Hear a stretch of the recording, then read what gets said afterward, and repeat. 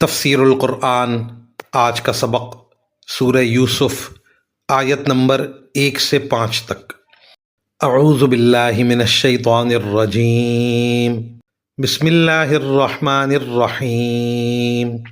الف لام را تلک آیات الکتاب المبین، انا انزلناہ قرآنا عربیا لعلکم تعقلون، نحن نقص علیک احسن القصص بما اوحینا الیک ھذا القرآن وَإِن كُنتَ مِن قَبْلِهِ لَمِنَ الْغَافِلِينَ إِذْ قَالَ يُوسُفُ لِأَبِيهِ يَا أَبَتِ إِنِّي رَأَيْتُ 11 كَوْكَبًا وَالشَّمْسَ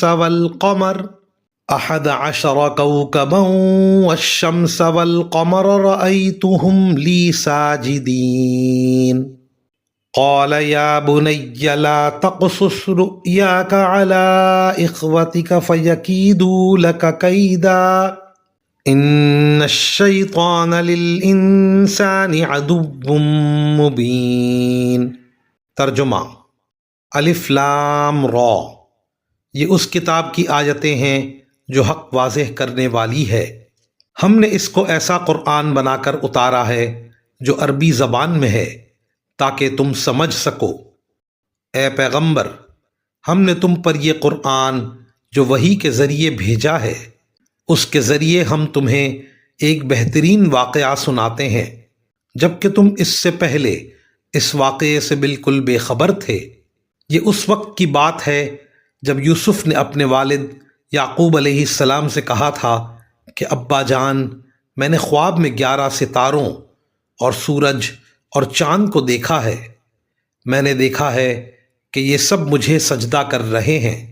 انہوں نے کہا، بیٹا، اپنا یہ خواب اپنے بھائیوں کو نہ بتانا، کہیں ایسا نہ ہو کہ وہ تمہارے لیے کوئی سازش تیار کریں، کیونکہ شیطان انسان کا کھلا دشمن ہے۔ ان آیات کی تفسیر میں مفسرین کرام فرماتے ہیں، حضرت یعقوب علیہ السلام کو معلوم تھا کہ یوسف علیہ السلام نے جو خواب دیکھا ہے اس کی تعبیر یہ ہے کہ یوسف علیہ السلام کو اتنا اونچا مقام ملنے والا ہے کہ ان کے 11 بھائی اور ماں باپ کسی وقت ان کے مطیع اور فرما بردار ہو جائیں گے۔ دوسری طرف صورتحال یہ تھی کہ حضرت یعقوب علیہ السلام کے کل 12 بیٹے تھے، ان میں سے 2 بیٹے یعنی حضرت یوسف علیہ السلام اور بنیامین ایک والدہ سے تھے، اور باقی صاحبزادے ان کی دوسری اہلیہ سے تھے۔